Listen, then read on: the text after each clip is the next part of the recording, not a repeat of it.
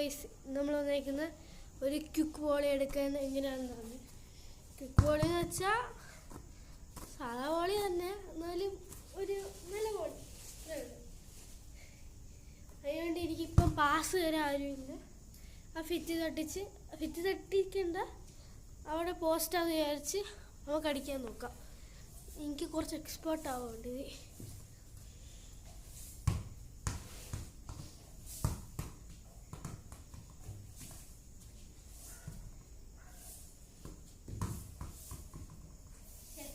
Bicycle അടിക്കുന്ന ഒരു video, rainbow അടിക്കുന്ന ഒരു വീഡിയോ നമ്മൾ ഇടുന്നുണ്ട്.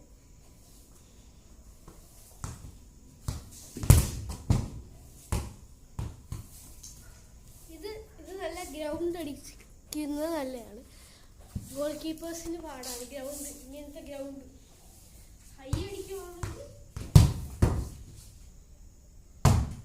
ഇതാണ് ഹൈ അടിക്കുന്നതിന് ഏറ്റവും നല്ലത്.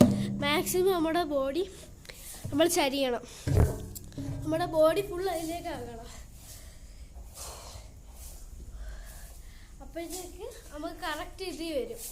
ഇനി നമുക്ക് ഏത് വീഡിയോ ഉണ്ടോന്ന് കമൻറ്റ് ബോക്സിൽ ഇട്ടാൽ നമ്മൾ എന്ത് വേണമെങ്കിലും ട്യൂട്ടോറിയലോ എന്ത് വേണമെങ്കിലും ഇടാം. ഇതാണ് നമ്മുടെ CBFC ഞാൻ പറഞ്ഞ നമ്മളെ ജേഴ്സി. കൊള്ളാമെന്ന് തോന്നുന്നു. നമുക്ക് 2-3 എണ്ണം അടിച്ചു നോക്കാം.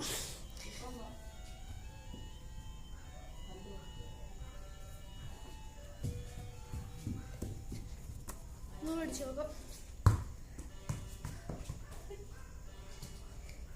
ഈ ബൈസൈക്കിൾ അല്ലല്ലേ, എപ്പോഴും ബൈസൈക്കിൾ റെയിൻബോ തിരിക്കും. റെയിൻബോ അടിക്കുക ഇച്ചിരി പാടാം. നമുക്ക് എന്തുകൊണ്ട് നോക്കാം. റെയിൻബോ അടിക്കുക.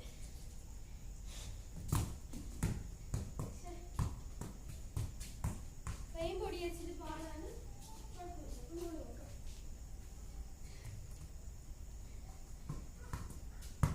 ഇത് വോളിയാണ്.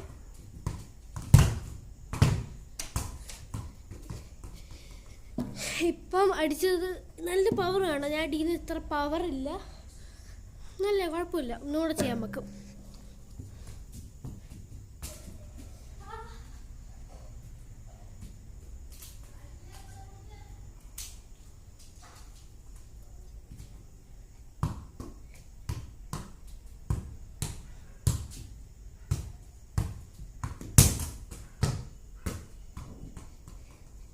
മനസ്സിലായോ?